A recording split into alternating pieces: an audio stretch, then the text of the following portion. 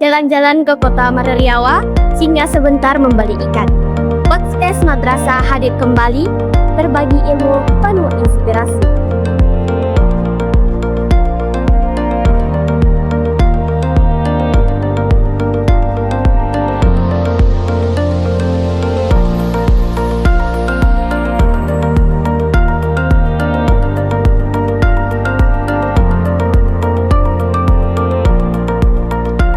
Pada kesempatan kali ini, kita kedatangan narasumber yang sangat istimewa. Dengan penuh hormat, saya sebutkan namanya, Bapak Mukhlis SAG MH, yang akan berbagi pandangan motivasi serta pesan berharga untuk kita semua. Kita mau saya halo dulu Bapak. Halo. Assalamualaikum. Oke, sebelum masuk ke pembahasan nih Pak, kedengarannya kantor KUA sekarang itu gencar-gencarnya edukasi tentang pernikahan.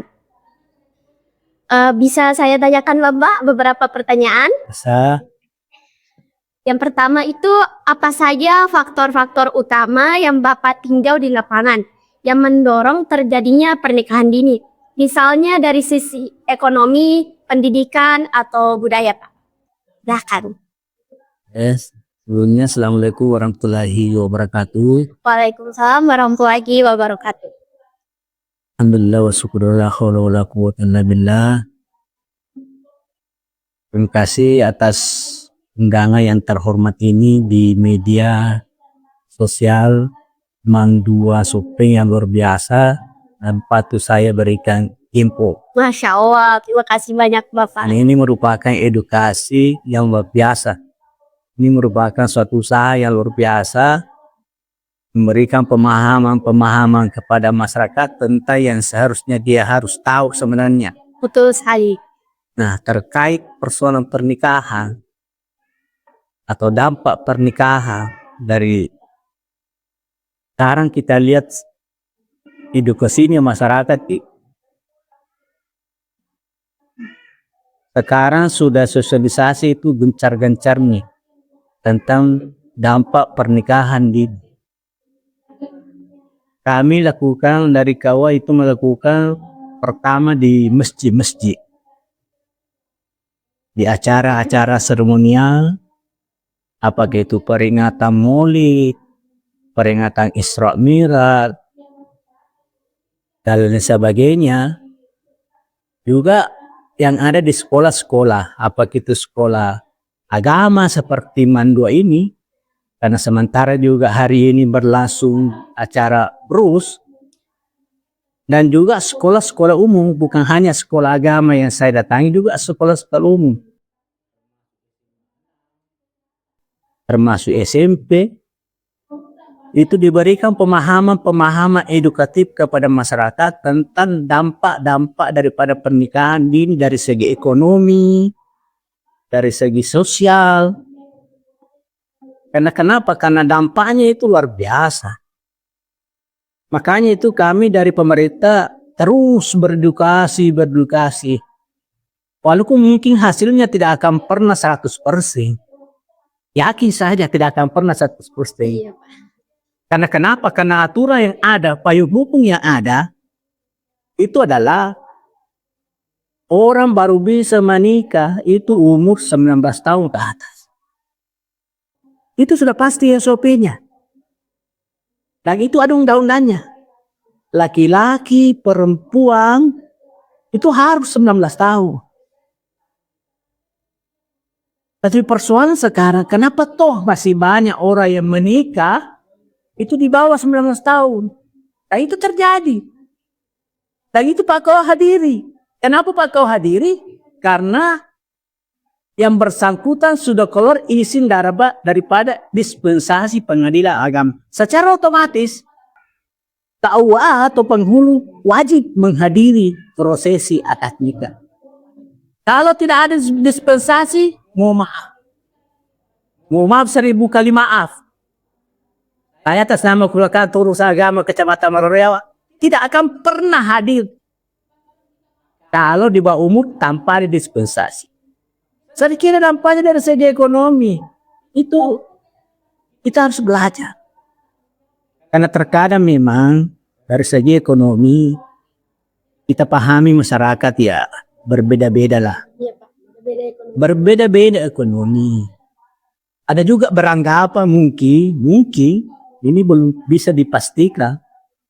Dengan menikahnya anaknya di bawah umur, mungkin ekonominya mungkin bisa berpengaruh naik sedikit. Itu edukasinya. Tapi itu belum tentu juga. Tapi kenapa tuh terjadi ya? Itulah realita kehidupan. Pemerintah telah berupaya semaksimal mungkin. Tetapi toh ada celah.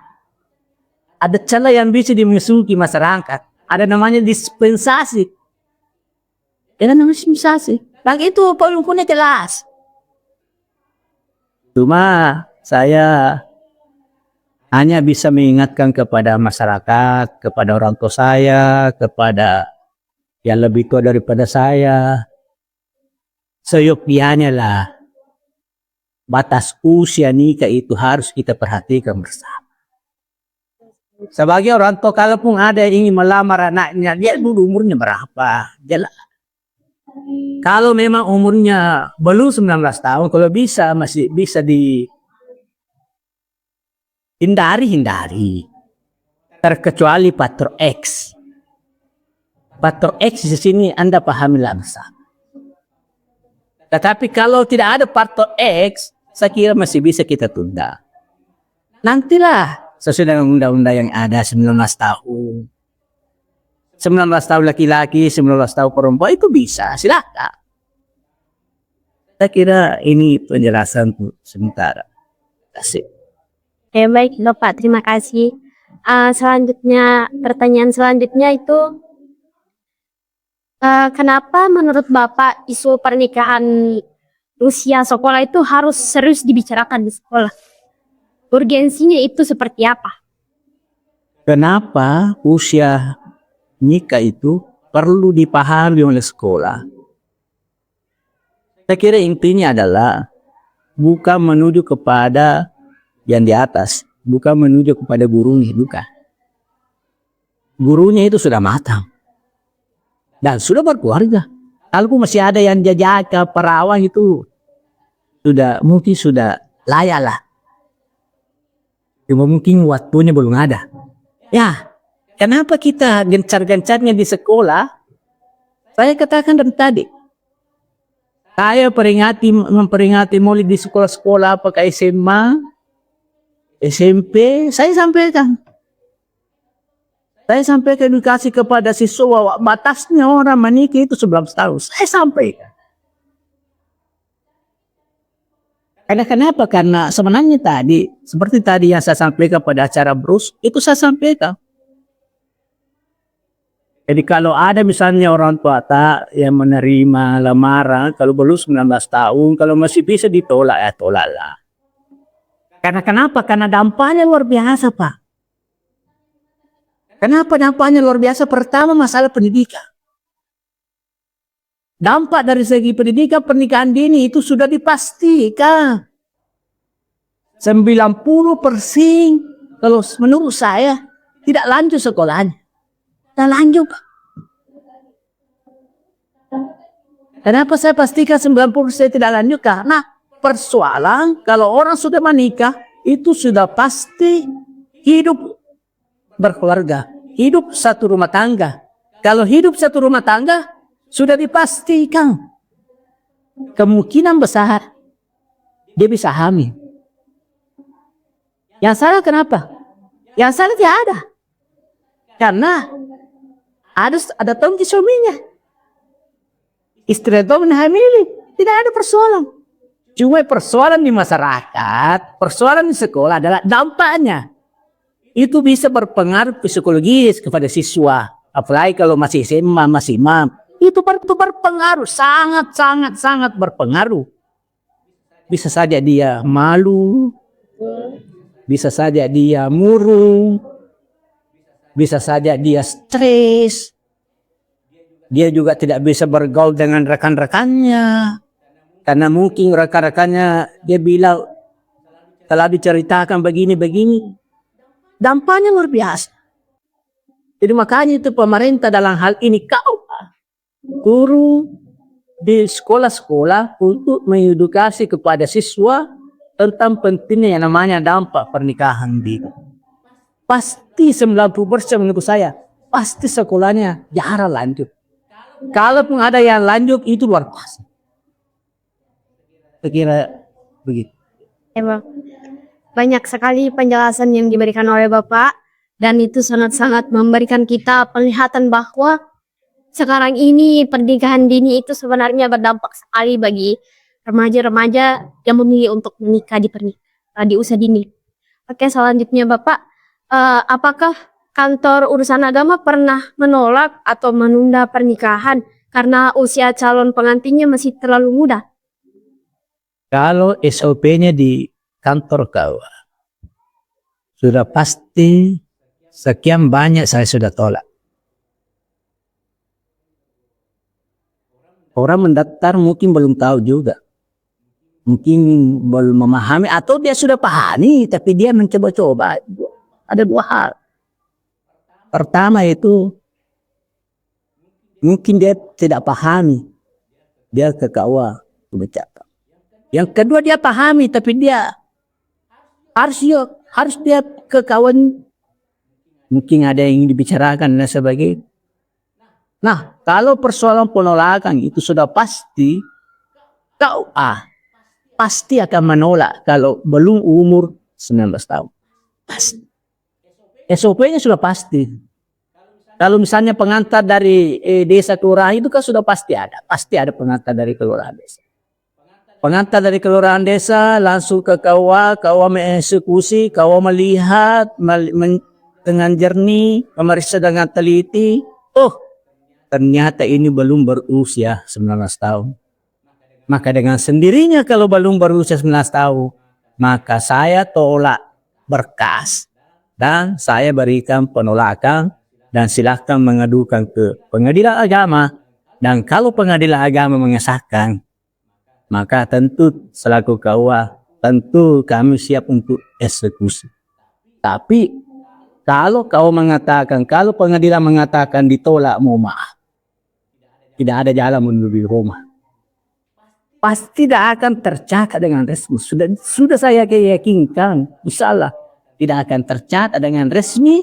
Kalau sudah ada penolakan di KUA, ditolak juga di pengadilan agama, maka sudah dipastikan saya pasti tidak akan tercatat di kantor urusan agama kecamatan, khususnya kecamatan Maruriawa dan kecamatan pada umumnya. Itu sudah pasti. Sekira baik. Ya baik Pak, tapi sekarang itu remaja itu biasa bilang kayak remaja generasi sekarang itu prinsipnya kalau nikah bisa ditunda, tapi cinta itu tidak bisa ditunda Pak. Dalam artian mereka memilih untuk pacaran. Bagaimana menurut Bapak? Saya kira nikah memang itu bisa ditunda. Tapi sekarang anak-anak saya lihat juga mungkin kita realita di kehidupan kita. Mungkin di keluarga kita, jangan kita melihat orang lain. Mungkin di keluarga kita, anak kita tidak tahu. Apakah statusnya dia pacaran atau bagaimana. Cuma ide kesini sebagai orang tua hanya mengingatkan bahwa dalam agama sebenarnya tidak ada istilah pacaran. Pacaran itu berdampak psikologis pada orang yang satu orang suka dengan satu orang. Pasti ada psikologis. Apa pengaruh psikologisnya? Kalau toh itu baik-baik saja, oke. Mungkin tidak ada pengaruh psikologis sedikit. Tapi kalau di tengah jalan misalnya orang ini suka baku suka, ternyata ada hal-hal yang negatif, atau dalam arti kata lah, ini pasangan A, pasangan B, istilahnya baku kenal, nah, tidak lama baku kenal, bentrok, pasti ada pengaruh X. Pastilah. Makanya itu saya mengedukasi kepada siswa, kepada masyarakat. Boleh kenal satu sama lain, boleh. Tidak ada persoalan kenal. Tapi kenal dalam hal tanda kutip. Tidak usah terlalu jauh. Tidak usah terlalu jauh. Artinya apa? Kalau saya sampaikan kepada siswa, tidak usah dulu pacaran. Belajar begitu dulu. Pacaran itu nanti di belakang. Nanti mungkin mau dekat-dekat dengan lamaran ya kenal-kenal sedikit. Belajar dulu. Sekolah dulu. Tamat dulu, Mang. Setelah tamat, Mang pergi ke Makassar atau di shopping S1. Setelah S1, ya terserah Anda. Itu kan sudah matang istilahnya. Artinya kalau berbicara matang, kalau sudah selesai S1 itu sudah luar biasa. Tapi kalau hanya sampai di madrasah alia atau SMA, saya kira itu masih rawan untuk. Karena dampak sekarang pernikahan dini meningkat dan juga perceraian dini itu juga biasa menikah. Cepat nikah, tapi cepat tonji cerai. Saya kira begitu. Oke, Pak.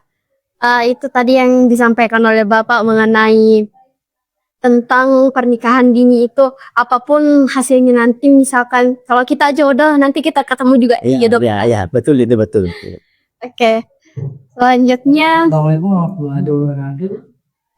ada sedikit Pak, bagaimana memberi penjelasan kepada orang tua yang punya prinsip budaya menikah cepat, maksudnya kayak dijodohkan Pak.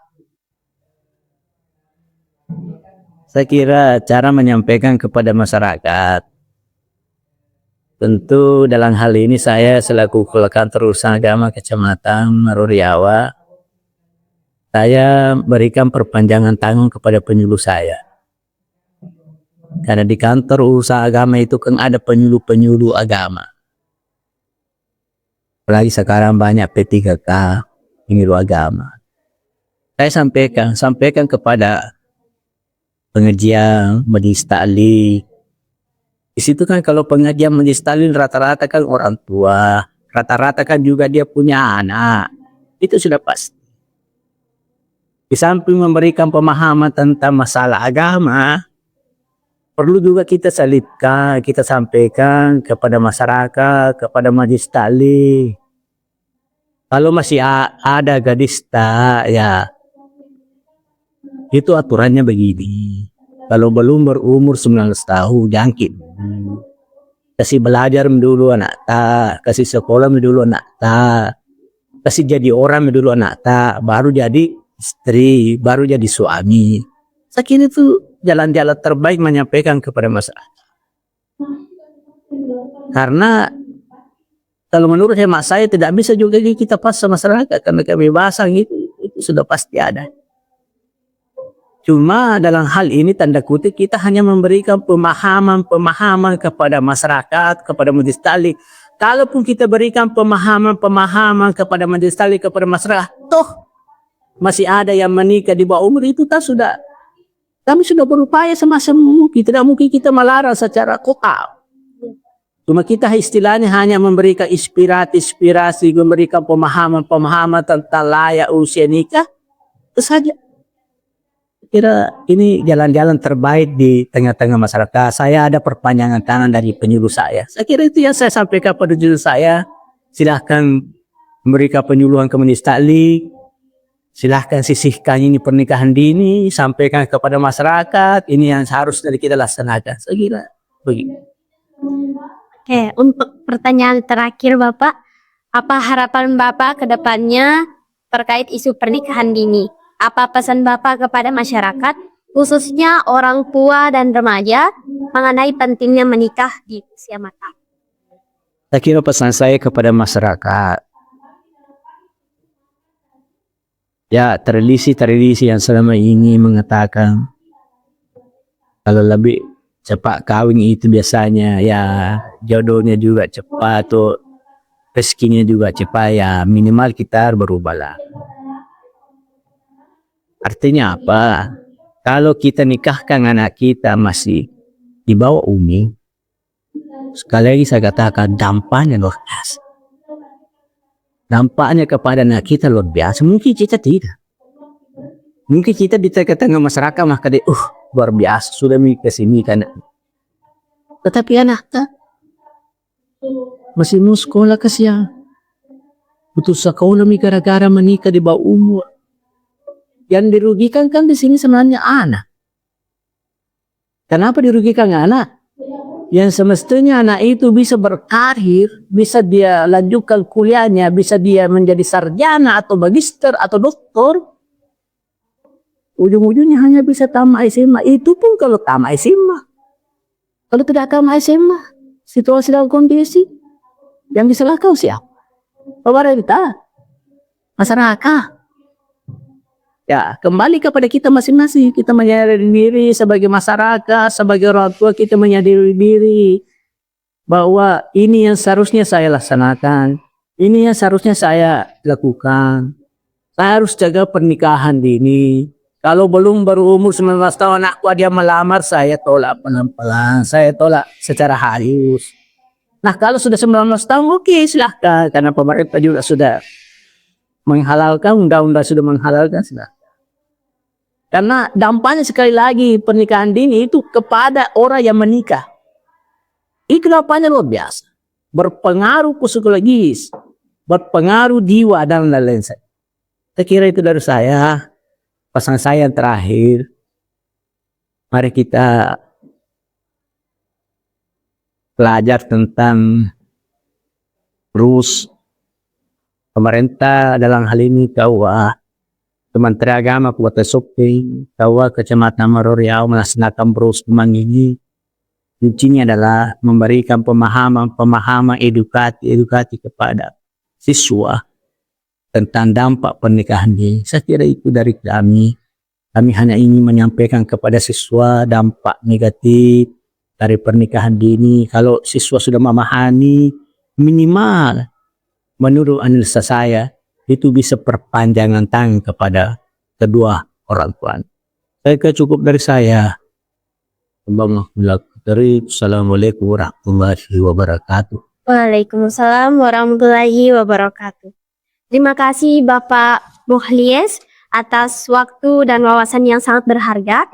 Diskusi kita hari ini sangat-sangat baik, benar-benar membuka mata kita tentang isu-isu pernikahan dini ini. Semoga apa yang telah Bapak sampaikan bisa menjadi pencerahan bagi kita semua, terutama bagi orang tua, remaja, masyarakat, agar lebih bijak dalam mengambil keputusan. Itulah tadi podcast kita hari ini. Sampai jumpa di episode selanjutnya. Wassalamualaikum warahmatullahi wabarakatuh.